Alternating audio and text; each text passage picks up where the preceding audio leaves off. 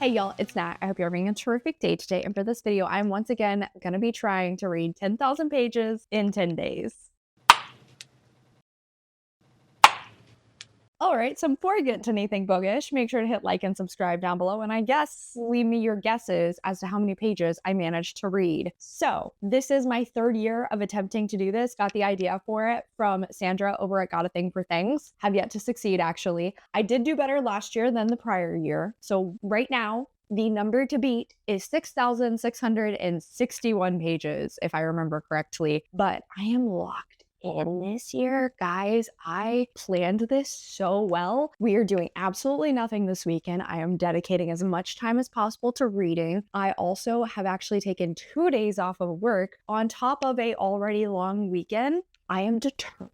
Obviously, this is going to be a lot of books, so forgive me. I'm not going to go super in depth into my thoughts on all of the books I'm reading, but even less so if I'm reading the book for another dedicated vlog. So I might just mention a little bit about it, putting that disclaimer out there right at the top. So first and foremost, the book I started out this morning with was Bury Our Bones in the Midnight Soil by 𝗖cieých𝘁𝗰𝘁. This is actually going to be for a Raid My Shelves that's coming up, and I hit the 33% mark because I need to film an update at that point. I am really enjoying it. I do kind of wish the different perspectives were a little bit more, not cohesive, but I wish things were a little bit more interwoven. However, I'm only 33% into the book. We're still getting a feel for all of the different characters we're following. However, the one we've seen from the most thus far, Maria, I really like her, and she really makes me think of Lestat from the Vampire Chronicles, and I'm very into it. Then I'm currently working on a arc of The Great Outdoors by Kayla Olson. I am determined to try and finish this one today if I can. Also liking it, but I am coming to the realization that I feel like I have stronger feelings about these characters as individuals than I do about the romance that's developing between them, unfortunately. I really like both the characters. I think both of them are very well layered and very well nuanced, but their actual interactions seem very banter and less focused. I feel like we're not really seeing the two of them get particularly deep with one another, and that's a problem for me in romance. I have barely scratched the surface of Dearly Departed by Chip Pons. This is currently the book I have on my phone because unfortunately I cannot get it on my Kobo. I also have an arc of it, 20 pages, but I'm really liking it already. Just the setup of it is so up my alley, so I'm really hoping that I'm gonna love it. Last but certainly not least, I have been working on Triple Sec by TJ Alexander. This has been the audiobook that I started up after Bury Our Bones, and this is actually the pick that I was going to try and read for my romance book club this month, and so far I am kind of liking it. I'm about 130 pages in. The main character, Mel, who unfortunately for her got married with her first serious girlfriend. They were together since they were 17. They got married at 22, and then unfortunately her wife has left her, and now she basically hates love. However, she does find herself actually attracted to this woman that comes into the bar she works at. This woman is Bebe, and she eventually kind of shoots her shot with her, but Bebe also already has a partner, Cade. They go on to explain to Mel that they are polyamorous, and this is really outside of Mel's purview. I actually like the chemistry between Mel and Bebe. Honestly, Cade thus far, there's nothing. But honestly, from the get-go, when they started to set out the rules, I just immediately was like, this does not seem like a good idea for Mel. She is so unfamiliar with this sort of a setup. She really does not know how to maintain a line for herself. She thinks this is going to be essentially practice dating. So I don't know if this is going to have them end up becoming a throuple at the end, because like I said, we've barely seen any of Cade, so I don't know if there's really going to be any sort of a relationship between Cade and Mel. I will say Spice is definitely spicing. I'm not the biggest fan of the characterization across the board outside of Mel. I'm intrigued at the very least, and I'm keeping going. I just don't really know where this is going to be going as far as romance goes. So apart from that, I also ran by the library this afternoon to grab some books. Obviously, I'm going to be reading a lot. First and foremost, I got the next 3 volumes of Cells at Work. I also grabbed Thrawn Ascendancy, Greater Good. This was one that I unfortunately DNF'd during my last Star Wars canon project, and maybe this will give me the opportunity to finally close it out. And then I also grabbed one for my Buns N' Roses TBR jar project, which is Miss Hawthorne's Unlikely Husband by Addie Dulac. This is a historical romance. Anyway, I need to actually get back to reading now.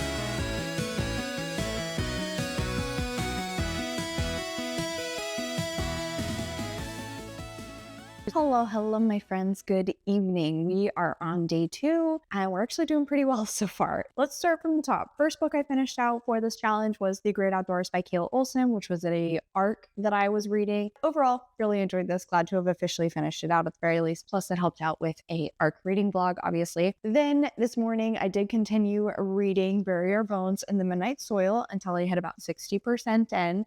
Then I put this one on pause, and I ended up finishing out 𝗖𝗰 by TJ Alexander. Honestly, I didn't super love this. This actually was kind of a letdown by the end of it. Liked the idea of this book more than I liked the execution. I think part of that comes down to the fact that I didn't really like any of the main characters, first and foremost. Mel, who is the character whose perspective we see from, she is not emotionally mature enough to be in a relationship like this. She's also woefully unaware at times, honestly kind of a bad friend, not a good communicator, and just straight up selfish. Does have an interesting setup. The book is broken down into parts. So part 1 is mainly her relationship with Bebe, and then part 2 is her relationship with Cade, Bebe's partner, and then part 3 is like the relationship with all 3 of them. I think the breakdown of that is actually very interesting, but it kind of made it so that it almost felt like we were having 3 different romance stories in one book, and unfortunately that meant each of those stories was a little bit rushed in order to make it work in the amount of pages that the author had. So the relationship between Mel and Bebe was fine, honestly. I didn't super understand what Bebe really saw in Mel personally, but at the same time, I feel like Bebe was kind of just the archetype of cool, hot, successful lawyer living in New York City. She really has her life together. She knows who she is. She knows what she's about. And that's great. That's very aspirational, but like it didn't make her a very interesting character. Then there's sort of like a third act conflict situation with their romance. And I did not like how that was done. I didn't like how the argument happened. It felt very overblown. I did not like how it was resolved. I felt like Mel was incredibly selfish in how she handled it. Then for the romance with Cade, it honestly was very insta-less.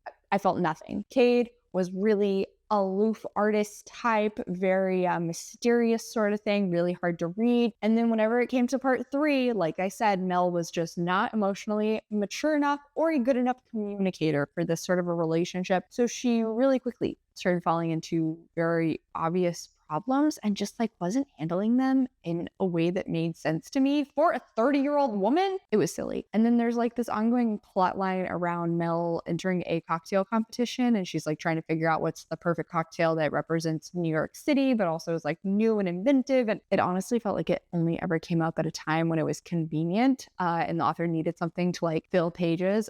Did not care about it at all. So by the end of this, it was disappointing overall. I'm not gonna lie to you. It's a letdown, but I finished it if nothing else. Then on lunch, I figured, okay, I have some time. I finished out a book that I was reading with my eyes. I'm gonna pick up a manga. So I read 𝗖cie at Work Volume 4, and I liked this one overall. It was really fun. There were some really educational moments in this, actually. 2 issues were about the body's response to blood loss, and like that was very interesting. My biggest problem with this volume overall was that I had a hard time following the action sequences in some of the panels. I felt like they didn't translate super well, but even still, another fun installment and a fair amount of pages. Once I finished out 𝗖𝗰 after work, I did film an update for Bury Your Bones, and then I continued on with it. I actually finished this one out while we were at the gym, and overall I did really like this. It evolved in ways I was not anticipating, but I really liked the character work across all 3 perspectives. Schwab's writing kept me so engaged the entire time. Is it slow and meandering? Yes, but I think it was done in a way that was very enjoyable and just like phenomenal storytelling. I also started onto a puzzle while I was working on this for the first time in quite a while. I'm really hoping to maybe try and continue working on the puzzle throughout the weekend whenever I have audiobooks going on. My plan was to finish that one and then try to jump into My Darling Dreadful Thing by Joanna Van Veen, which is a book that I've previously DNF'd last November, I believe it was. And I do want to continue and officially close this out, but I was a little concerned about going from like a Sapphic Gothic story to another Sapphic Gothic story back to back without filming any updates because I didn't want to confuse anything. So I figured, all right, what's something else I can easily grab real quick from the library? And I could get the audiobook of Greater Good Good, which is the next in the Thrawn Ascendancy, and finally making my way back to it. So I did get maybe like 20 pages of audiobook time and listen to on this. Nothing really to report yet. And last but certainly not least, I have gotten the slightest bit more of Dearly Departed read on my phone throughout the day, anytime I just had a few extra minutes. And I am liking it. We're actually getting to see Levi and Hayden going on a little bit of a coffee date, and it's very cute. Levi is a florist, Hayden is a funeral director, very different dispositions, and they kind of butt heads over a flower order. It was kind of an awkward situation between the two of them. However, I do like the whole angle of Hayden being Hades. We don't know exactly what it is that like caused him to be in this role. We just know he's been a funeral director for like roughly 50 years. Another thing that I did think was really fun in connection to the Greek mythology angle is the fact that there are 3 women which work at the city town hall, and those are the 3 fates. Like, they retired from judging lives to doing paperwork. And I thought that was so funny. On that note, I am gonna go take a shower and then continue working. I'm honestly getting pretty tired, so I may try to listen to an audiobook and work on my puzzle.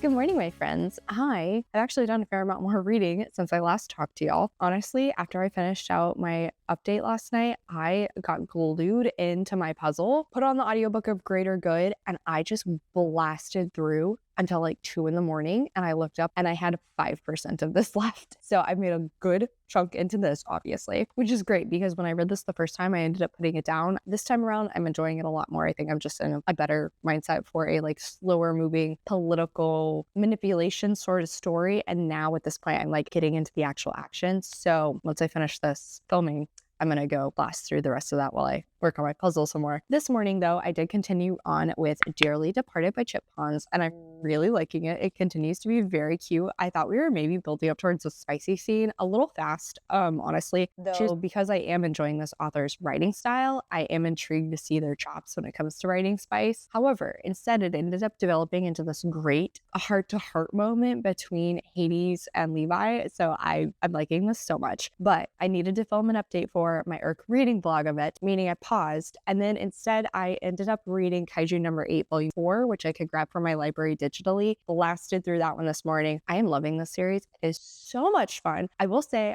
this ended up taking a turn and revealing something to the wider cast that I did not know if that was going to happen like very quickly. I really expected this like secret element to be more of a long-standing thing throughout the series, and the fact that it is not has me very intrigued how things are going to progress now that this has been revealed. Really liking it. I also loved we got to learn a little bit more about General 𝗖cie, I believe is his name, and his specialty is swords. But because they fight against kaiju and they're becoming more powerful, his swords can't necessarily always break through their armor, through their skin. And so we kind of see a little bit of his background of how he's always been sort of like turned down or like seen as lesser than because of that, but he's still insanely powerful. It actually just works perfectly for the role that is necessary on the captain's team here. Barely started into picking back up My Darling Dreadful Thing, and then my audiobook of The Adventures of Mina 𝗖cie came in this morning. So instead, I think this is going to be the audio I will start next. I just barely got into it, and I'm already really liking audiobook setup because it's got this funky thing where like Amina is telling us the story, and like occasionally she'll make offhanded comments to like somebody off page. In the audio, it's like you can tell the narrator like turns away from the microphone, so it's more muffled and you can hear the distance, which I think that's a really fun angle for the production of the audiobook. And it has me very intrigued on like what more to expect in regard to the audiobook and how it's being done. Already very excited. I obviously do have a physical copy of this one as well, so I think I might have this one be like my physical or audio, like whichever I have time for. Like I said, I'm gonna go continue on with my puzzle and try to finish out Greater Good now. Josh and I had breakfast. We lazed around a little bit this morning, but we're each like locking into our own things. I'm gonna get some reading done.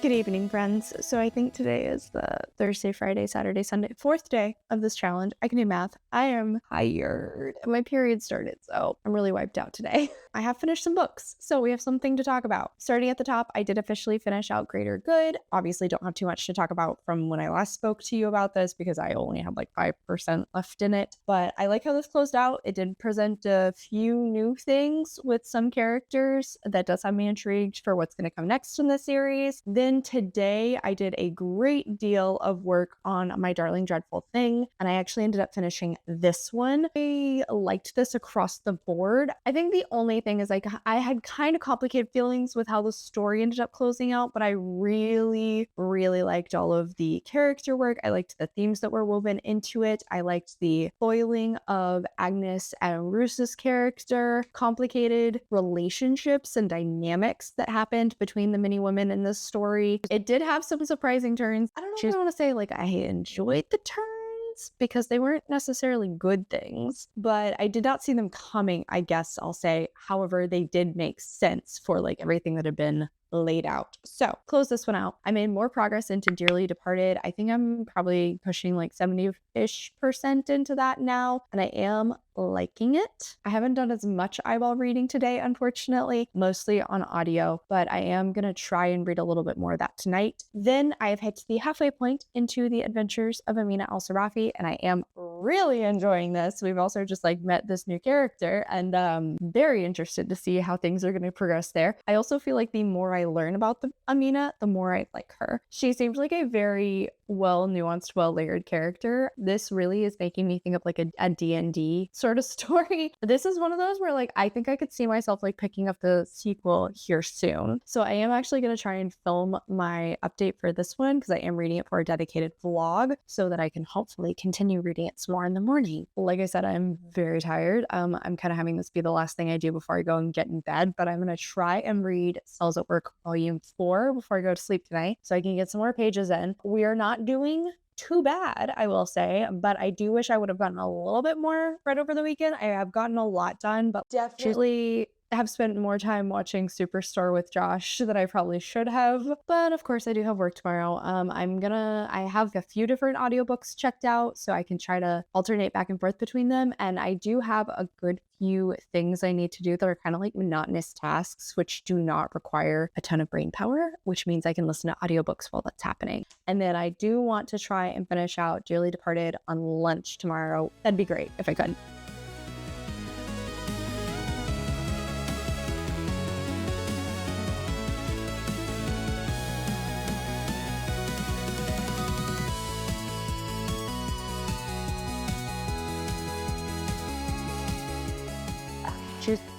I was gonna film with my hair down, but like I'm getting hot, so I'm putting my hair up. But hello, friends. So happy day 5 of this challenge. I wish we were doing better, but we're not doing bad, but I do wish I was doing better than I currently am. We've made some reading progress. If nothing else, I also definitely jinxed myself in my last update when I said I didn't really have too much happening today. I had a lot of monotonous stuff where I wouldn't need to think too much and I could just put on an audiobook. Yeah, no, it was a super busy day, and it was definitely a day where I needed to use my brain. So starting at the top, last night I did officially read volume 5 of Cells at Work, and I did really like this one. This one feels like it's closing out the series, even though I do know there's another volume. However, I noticed there's like a 3-year jump between publications of these volumes, and so I'm almost wondering if volume 6 specifically came out due to the pandemic, because I think it came out during 2020, and that would kind of make sense and would be on theme and like match with this series. But as far as this one goes, had some returning characters that we met prior in the series, had adorable new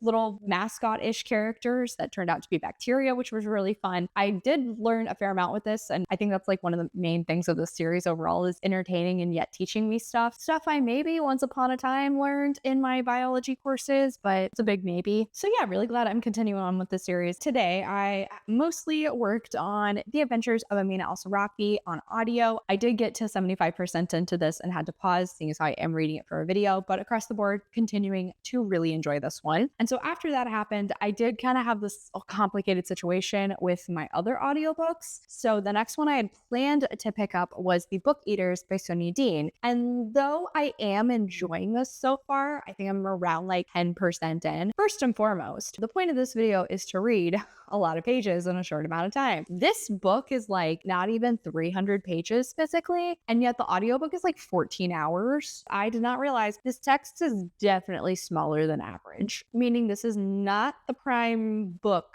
to be reading right now. That also said, when I was getting into the story, I felt like this is a book I'm going to want to read physically and annotate, because I'm already predicting some of the themes that are going to be woven into it. And this definitely seems like something I want to take my time and like digest and work through. So I don't know how much I read, but honestly, I think I'm going to put this one like on pause for right now until I finish out this challenge. With that, I was like, all right, what's the next audiobook we can start into? So I decided to pick up my next Buns and Roses book. I don't think I've talked about that challenge. It's a completely separate challenge, but I'll put a link to the playlist in the cards up above. And the next one I need to read is the 𝗖cie Code, I think is how you pronounce it, by Emma Castle, which is a sci-fi romance that's like a novella. And unfortunately, I'm not the biggest fan of romance novellas, just because a lot of the time I don't feel like there is enough there to really convince me of a romance in such a short amount of time. And already I'm thinking that's probably going to be an issue, unfortunately. So we are set on Earth, but unfortunately it has been invaded by this species called the 𝗖cie, who look just like humans, except they're like all super freaking hot. And then they have a very long life expectancy. They are insanely strong, have like really great senses. Honestly, from what we've learned, I would kind of equate it to like the healing factor in the Marvel universe, where like, yeah, you have a healing factor, that's your main power, but you get like all of these bonus things around it. I just don't necessarily know if they actually have a healing factor.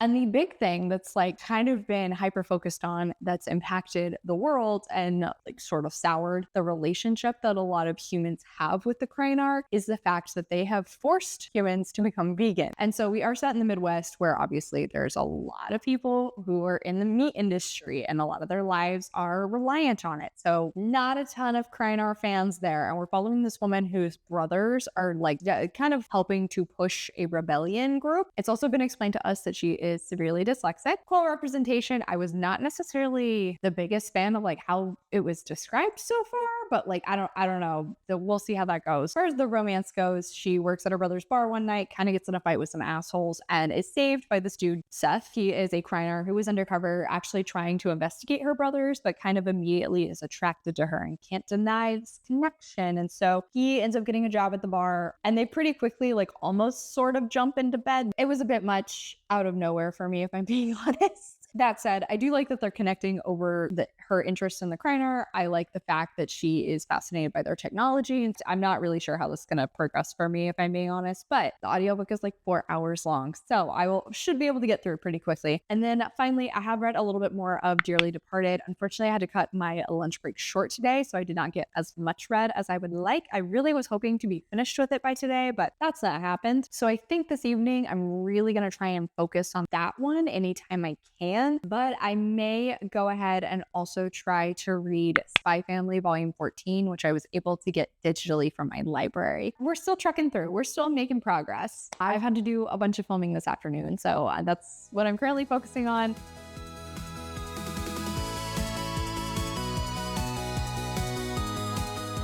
Hey cuties, happy 6th day of this challenge. Is that right? That sounds right. It was once again one of those days, but last night, I did officially close out 𝗖cie 𝗁. Really liked this across the board. Had so much fun with it. I just filmed a closing out of that vlog, and it definitely should be out before this one, so I'll put a link to that in the cards up above if you want a full review. Then I had the book that I'd started for my Buns and Roses TBR jar project, and that was the 𝗖cie Code by Emma Castle. I am going to be so honest, this is very much not a book for me. I am always craving a sci-fi romance, but unfortunately, this one just fell into so many pitfalls that I have with romances in general, especially as somebody who I can't help it. I cannot turn my brain off with romance. If I would not put up with it in real life, I don't expect the character to put up with it in the book. And unfortunately, this kind of took a Beauty and the Beast turn. in like a Hello Stockholm Syndrome way. That said, I'll admit, setup of the sci-fi world angle was interesting, but I would be interested if there was like a story that was more political focused set in this universe. I think that would be really interesting. I will also say Castle can write spice pretty well. And given the fact that this book is not even 200 pages and there's like 4 spicy scenes, yeah, it is pretty insta-less forward. So after that, this morning, I attempted to jump into my audiobook of Bad Gaze, which I got from the library. This is the nonfiction I've really been wanting to read. I was good when I was like getting ready and driving into work where I wasn't having to do anything that really required too much brain power. As soon as I tried to do anything, I like immediately got lost. So I think I actually listened to nearly 3 hours of this before I finally just admitted, okay, I have no clue what the last 2 chapters have been about. Kind of putting that one on pause. And I was really going back and forth on like, what did I want to pick up next? I have some romances I need to read. I have some fantasy. I have a horror book, but like nothing was really calling to me. And so I was like, okay. I cannot fall into a audiobook slump with this project. I need something short, sweet, does not require any attention, is going to be entertaining and fun. So I decided to reread the first in the Murderbot series, All Systems Red by Martha Wells. I think this is my 4th reread at this point, and it did exactly what I needed. It was entertaining. It was fun. I love these characters. I love the action elements. I love the beginning of like the found family. I just adore Murderbot's character. So this was exactly what I needed. It was perfect. Then whenever I was driving back home this afternoon, I went back to Bad Gaze and jumped back to like after the introduction chapter. Immediately, like again, when I'm not doing something that requires really any brain power, I could settle back in. I could actually pay attention and like process what I was listening to because it's very historical forward. I mean, every chapter is focused on a different person throughout history who was known to be gay and also not necessarily a great person. For example, the first chapter was about Hadrian, a former Roman emperor. At first I was kind of wondering like, all right, I mean, this guy isn't necessarily like a great person, but like, where's the bad? Where's the villain angle of it? And then we got to the end of the chapter and I was like, oh, okay, that's fair. Wasn't expecting that turn. But so obviously, like I said, this is a former Roman emperor, meaning there are a lot of ancient Roman names that were being tossed at me. And if I was not glued in, I got lost so fast. That one's going to be one that I'm going to like have to pick up and put down depending on what I am doing. But thus far, I am enjoying it. And then finally, to close out today, I officially finished out Dearly Departed by Chip Hans. I had an advanced reader copy of this, closed it out on my lunch break, and I really liked it. It was so cute. It actually had me wondering, can I like cozy fantasy? But then I realized, no. The main focus of the story is a romance. If this romance was not here, I would not care about these characters. I would not care about the story because although I did really enjoy the character work, the main angle of the story that I was invested in was the characters coming together and falling in love, which it did do very well. I really liked it. I definitely need to check out more of this author's work. So on that note, I think I'm going to try and start into one of my romance books on audio while I'm like making dinner tonight. And then Josh and I are going to be going to the gym. So I will continue on with that and like try to just make a good dent into whatever it is I pick up. Though I am already planning to listen to more Bad Gaze whenever I'm on the treadmill because I do want to keep reading it. It is really interesting.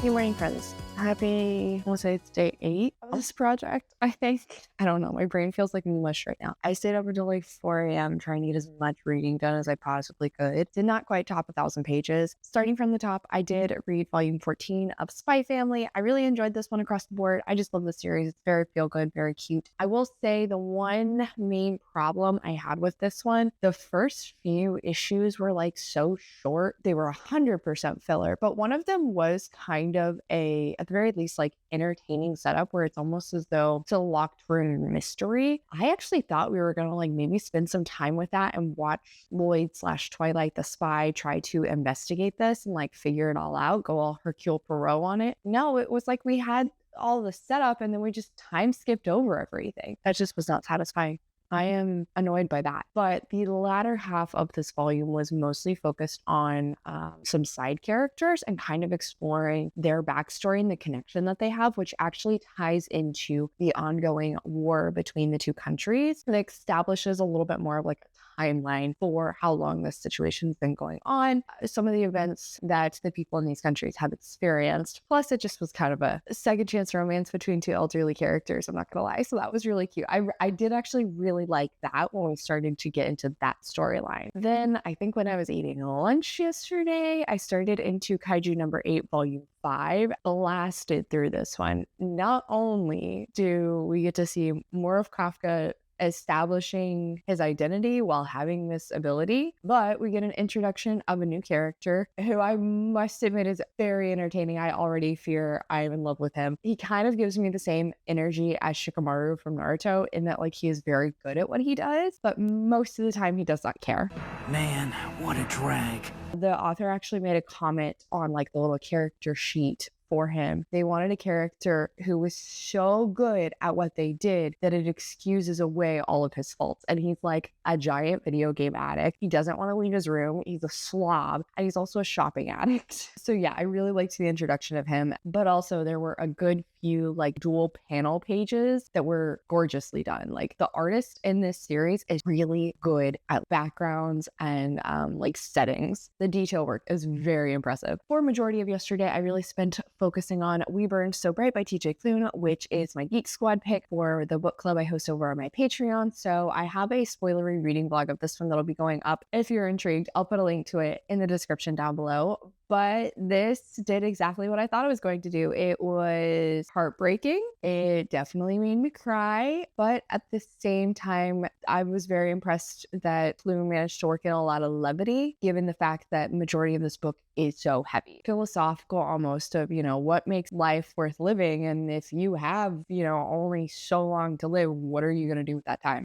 How are you going to respond to it? And we see through the main characters, Dawn and Rodney, the numerous different ways people experience this sort of news. And some of them are kind of beautiful. Others are downright terrifying. So I did really like this. It was an emotional punch of a book. I'm not surprised. I managed a little bit further into Bad Gays on audio. I also grabbed a physical copy when I went to the library yesterday. And I am continuing to like this, but at this point, I think I'm more than like 60% in, and I'm realizing a large majority of these people, I don't know if I would necessarily characterize them as bad. Some of them, yes, indeed. Like we just had one that was about the gay Nazis of Berlin. And that right there, yeah, obviously those are bad people. But I feel like the majority of them, it's like, okay, they may have done some obviously not great things or things that are technically considered illegal, but like, I don't know if it necessarily makes them bad. And I don't know if it quite fits with the main like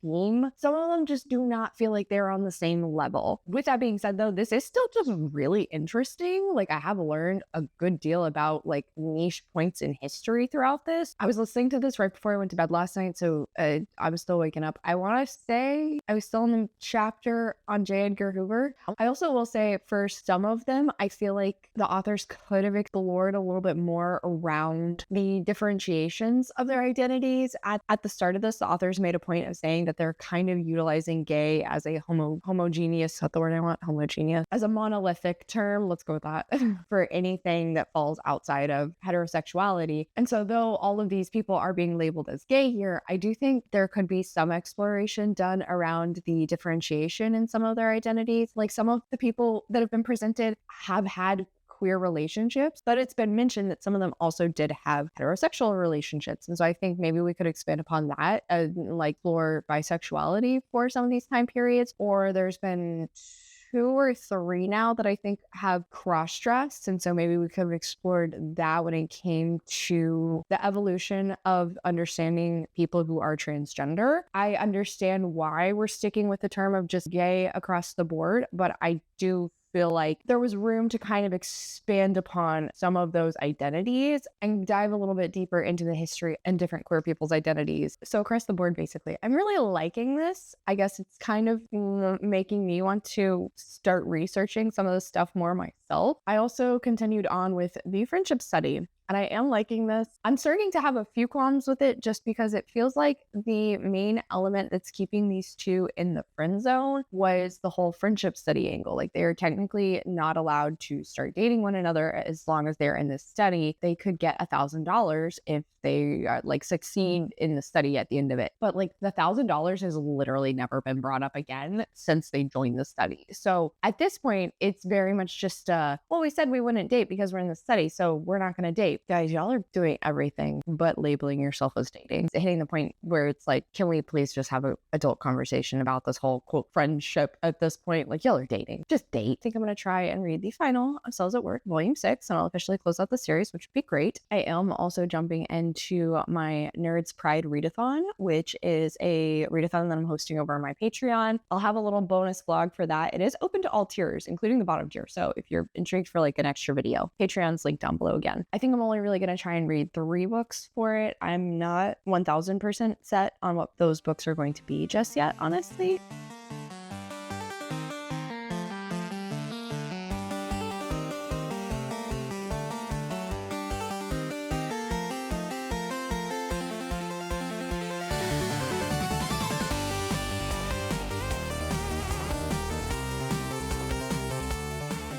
Good morning, friends. Or actually, it's afternoon, but one way or another. Hi, happy day 9. I did get a fair amount of reading done yesterday, though it felt like I didn't until I like actually totaled everything up. I was like, oh. So unfortunately, I have hit the point of this challenge where I've accepted I will not be reading 10,000 pages, but I do want to try and top last year's count, if nothing else.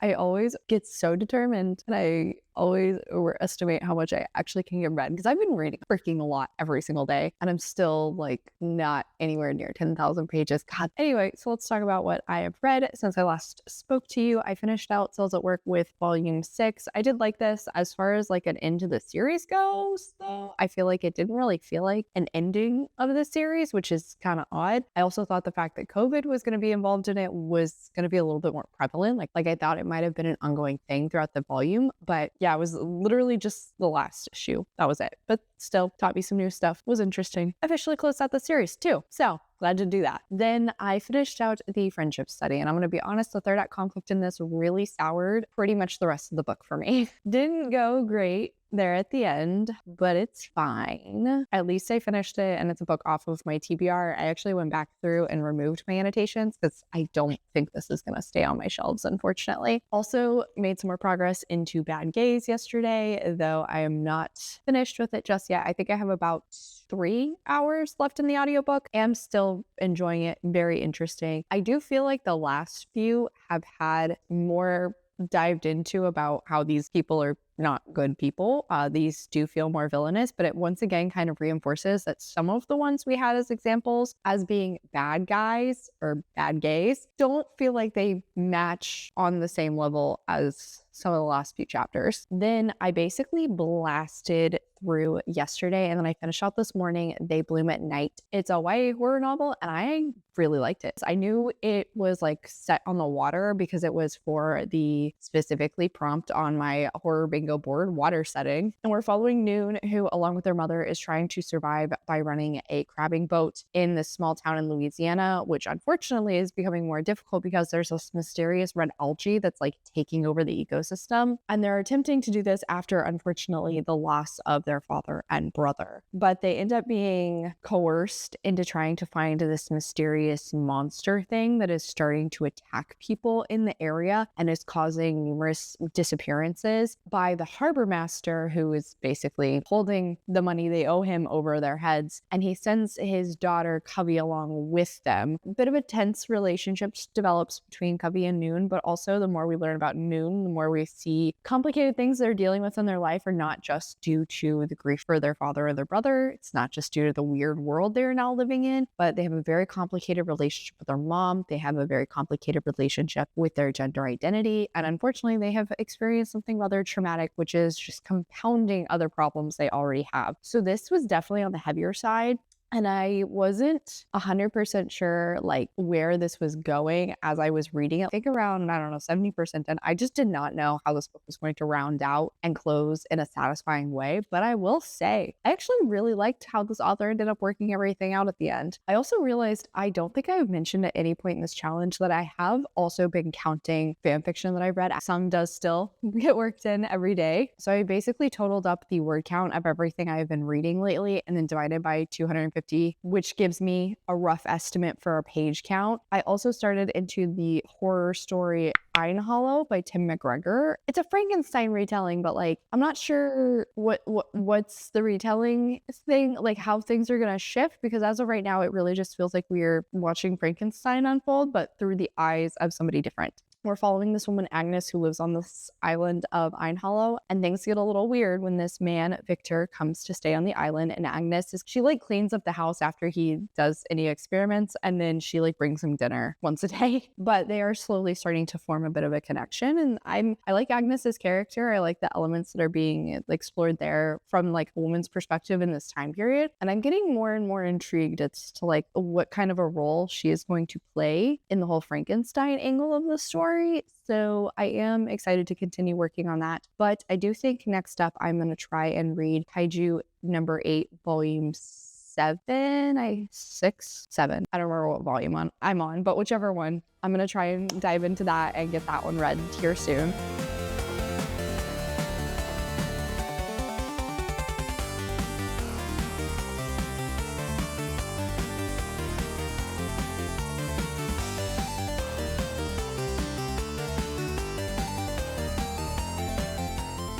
Hey guys, so it's still day 9, but I've read a fair amount today, and so I figured I should probably talk to y'all. So starting at the top, I did read not only volume 6, but also volume 7 of Kaiju number 8, and I am continuing to really enjoy this series. I think the action is fantastic. It's actually very well drawn, but I also just am really enjoying the characters, and there's a new reveal that just happened that's gonna basically make a character who was kind of important at the beginning, but he definitely had sort of fallen by the wayside, and now he's gonna be more important again. How he's being used, definitely gonna up some stakes. So I'm really excited to see how that's gonna continue to unfold. I'm really enjoying this series. Like, I will be so honest, I would love to just blast through the rest of the series for this project, but I'm in the middle of reading so much other stuff right now that it just wouldn't feel fair. But at the very least, like, I'm really liking it, and it's making me so excited to jump into the anime. Then I started into an audiobook today. So that is Shadows and Vines by C.D. Britt, which is a book for my Buns and Roses TBR jar challenge. This one is kind of a play on a Hades and Persephone retelling, and we are following Persephone, who is the head of the underworld. Basically, as far as Greek mythology goes, all of the male gods don't exist. They are alter egos which were created by the patriarchy. In reality, all of the gods from Greek myths, which are helping the world to run, are all women. And so we are following Persephone, that is the goddess of the underworld. And though she is very good at her job, she is a little lonely and kind of isolates herself with her work.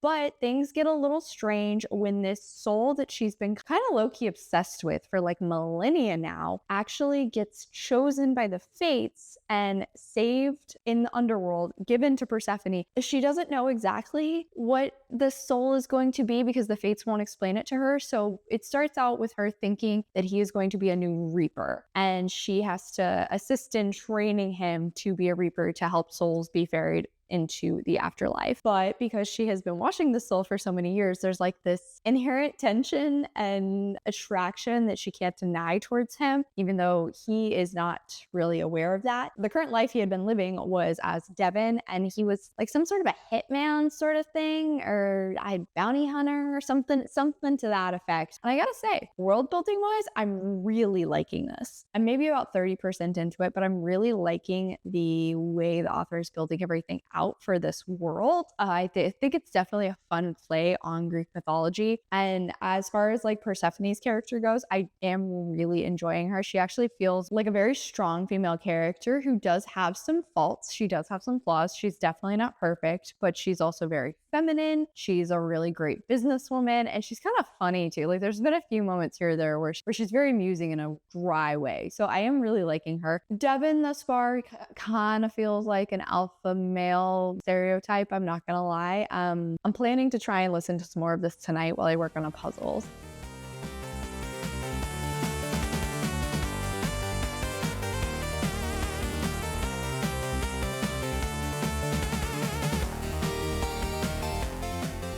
Hey y'all, so officially closing out this challenge and my brain is soup. We did close out a few more books, so let's start out from the top by saying I finished Shadows and Vines. I actually read, I think, almost all of this book in a single day, which I do think speaks to the bingeability of it, not just because of this challenge. It like genuinely did hold my attention very well, but I never was very taken away with the romance, unfortunately. I never really was super convinced by Devon's character, which is funny to say because I felt like he actually was very well created. There was like a lot of background to him. I just didn't feel like he had much personality. I liked how things closed out here, and it has me intrigued to see like what is going to happen next in the series, because I did like both of her sisters who we met, particularly Hera. She had some moments where she was kind of a bitch, but like in a way that's sort of lovable. So I gotta admit, I am a little intrigued to continue on with the series. Then next up, while going to and coming back from Josh's parents, we finished out On the Road by Stephen Graham Jones. My least favorite Stephen Graham Jones I've read to date, unfortunately. I just really had a hard time with the writing style in this one. It felt a lot more stilted, even though it's still stream of consciousness. I don't know.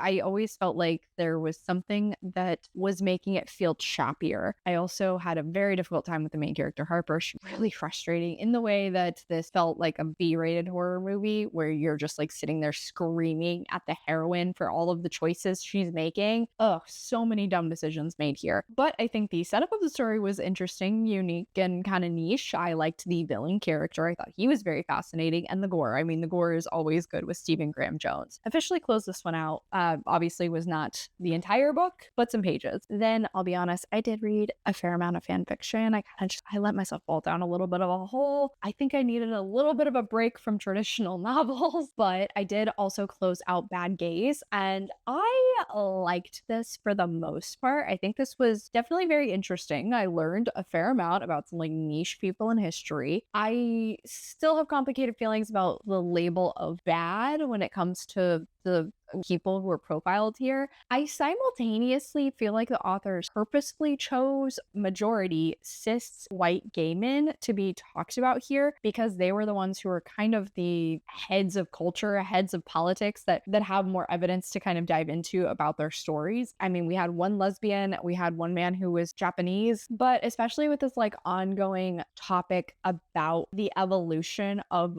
queer identity throughout the years, I think it would have been really interesting if they had a wider variety of people from history that they looked at to expand upon that topic and really dive into some of the elements from cultures and people outside the West who were not white. So I just think it would have added a little bit more nuance to the main topic, and it would have also, I would probably say, add some like validity to what they were saying. But even still, like, I did enjoy this. It was a very interesting read. I think it's like a really great kick-off point for this sort of topic. Yeah, it's like spurred me to do some of my own research. I just didn't love it as much as I was really hoping to when I went into it, unfortunately. Then I finally finished out Ein Hollow by Tim McGregor, and I really liked this. This play on Frankenstein was so bingeable, and I liked the perspective of Agnes. Really, I don't even know how to talk about this book without getting into spoilers because so much of it actually does follow along with the original Frankenstein, which is pretty well done. Just from this like different perspective, shifts the perception of the story a little bit.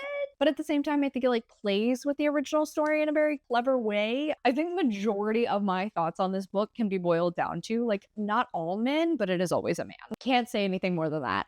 And lastly, I did start into the audiobook of Don't Let the Forest In by C.G. Drews. I did not finish it, unfortunately. I didn't even reach the halfway point, but I started into this one and I'm really liking it already. I do have to say the writing is gorgeous. It is so gothic and reminiscent of fairy tales. This is like definitely dark academia right here. And I'm really liking the main character of Andrew. It's one of those where being in his head is a little stressful because it feels like being in my own head on a very bad anxiety day. But at the same time, like, I think the way Drews is describing things and like watching certain things play out is actually really clever because it's playing around with Andrew's anxiety, the perception of can you trust him or not. But by this point, at the same time, I also think it's allowing for this very fun flip on his character, and I'm really enjoying it. I'm really liking this, so I am excited to continue on with it. But I hit the point last night where I had to stop. So on that note, sadly, for the third year in a row, I did not read 10,000 pages. Even still, I did finish out 24 books this year, which is fantastic. And if I did all my math correctly, I believe my total is 6,736 pages, which is still a lot more than average of what I usually read every month. And I did that in 10 days, which is crazy. So at this point, yeah, the 3 out of 3 years, I think I can comfortably say I probably will not read more than like 7,000 pages in 10 days. I just don't know if I really have the ability to do it because, as I said, my brain is already soup and I didn't even quite hit 7,000 pages. So that said, I am curious if I will be able to hit 10,000 pages for the month. I am intrigued about that. So I guess check out my wrap up to see if I managed. And on that note, that is officially it for today, y'all. Thank you so much for going to my channel. I really appreciate it. Make sure to hit like and subscribe down below. If you made it all the way to the end of this video, I guess let's leave the red X emoji because sadly I did not manage it. But at the very least, I beat last year's total, which is something. And I think at this point I have accepted no, I can't read 10,000 pages in 10 days. I have links to all of my socials as well as a few ways you can support me down in the description. I come out videos on Monday and Friday, but until then, I hope you continue to have a terrific day. Love you. Bye.